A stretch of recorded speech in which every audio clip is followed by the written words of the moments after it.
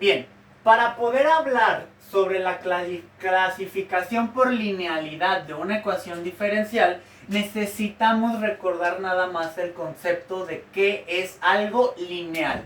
¿Ok? Tenemos que regresar a nuestras clases de álgebra lineal en la que se nos enseña qué son los espacios vectoriales. ¿Ok?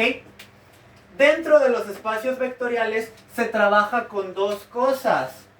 Con los vectores y con algo que se llama escalares.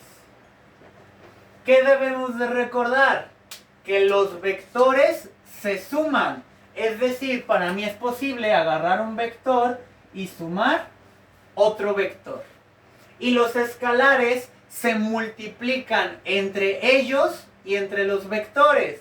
¿Qué quiere decir eso? Que si yo tengo alfa y beta escalares, me es posible multiplicar ellos dos y también me es posible agarrar un escalar y multiplicarlo por un vector. Que de hecho esto recibe el nombre de multiplicación escalar. ¿Cuál es la importancia de la multiplicación escalar? Nosotros lo vamos a ver de una manera un poquito burda, como el hecho de que los vectores son los objetos que a nosotros nos interesan y los escalares son menos importantes, pero de todos modos ahí están. Son útiles y necesarios para trabajar. ¿Ok? El ejemplo básico de espacios vectoriales son, por ejemplo, las eneadas de números. No hay problema, yo puedo tener una pareja de dos números y eso es un vector. No nos vamos a meter a un curso de álgebra lineal en este momento, pero es importante que recordemos que si yo agarro otro vector, es decir, otro objeto matemático del mismo estilo, me debe de ser posible sumarlo. ¿Cómo lo sumo? Simple y sencillamente el primer número se suma con el primer número y el segundo número se suma con el segundo número. ¿Qué pasó? Tras la suma de dos vectores, yo obtengo de resultado un vector. ¿Y cuáles son los escalares en este tipo de ejemplos? Los escalares son los mismos números, pero por sí solos. Nosotros tenemos la posibilidad de agarrar un número, por ejemplo el número 2, y multiplicarlo por un vector. Por ejemplo este que acabamos de obtener. 5 y 3 es un vector para nosotros. ¿Qué le hacemos? Pues se multiplica el número de afuera por ambos números. 2 por 5 me da 10 y 2 por 3 me da 6. ¿Qué es importante aquí que notemos? Que del resultado también me dio un vector. Entonces la suma de dos vectores me da un vector y la suma de un escalar con un vector me tiene que dar también un vector. ¿Para qué nos sirve esto? Simple y sencillamente tenemos que grabarnos la frase de que los vectores únicamente se pueden sumar, pero que los escalares tienen derecho de ser multiplicados. ¿Ok? Entonces, ¿para qué necesitamos esto en ecuaciones diferenciales? Bueno, nosotros nos vamos a separar en escalares y vectores.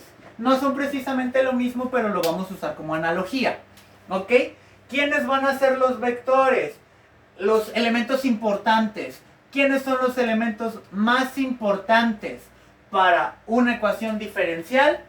La función y sus derivadas. No importa de qué orden sea la derivada, ¿ok?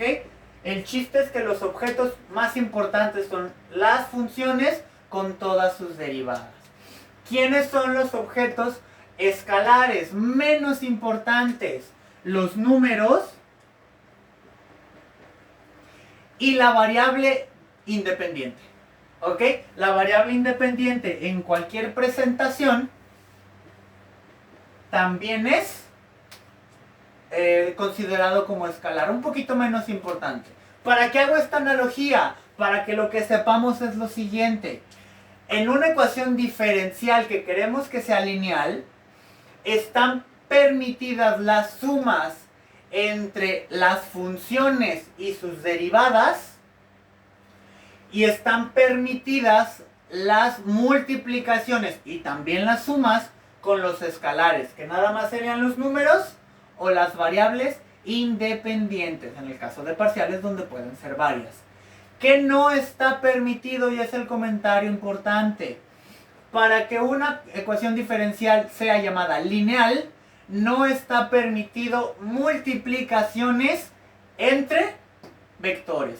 O, más específicamente, no está permitido multiplicaciones entre la función y sus derivadas.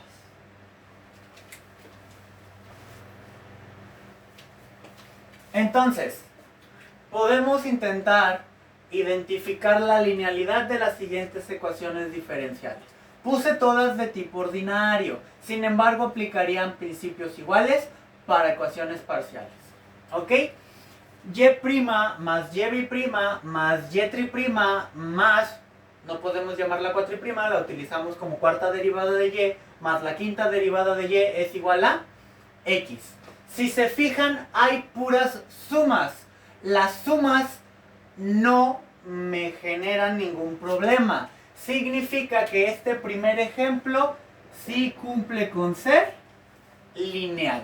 Las puras sumas están permitidas. Segundo ejemplo, x multiplicado por y' más y es igual a 0.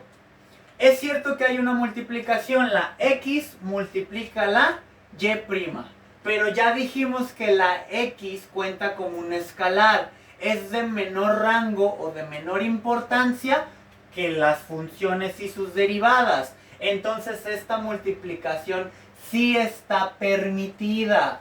Entonces, a pesar de haber multiplicación, es una multiplicación escalar, entonces este ejemplo sigue siendo lineal.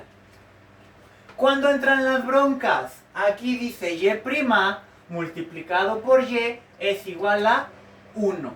Entonces, nuevamente, como lo que nos interesa son la función y sus derivadas, entre ellas no está permitido tener multiplicaciones.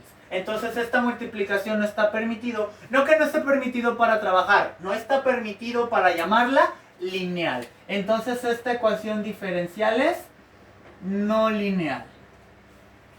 Del mismo modo, la segunda derivada de y elevada al cuadrado más y es igual a 0. Esta también es una ecuación diferencial no lineal. Porque debemos recordar que cualquier cosa que está elevada al cuadrado significa que se multiplicó por sí mismo. Entonces significa que aquí me dicen que la segunda derivada se multiplica por la segunda derivada. Nuevamente, las multiplicaciones entre derivadas no están permitidas, entonces esta última ecuación no puede ser lineal.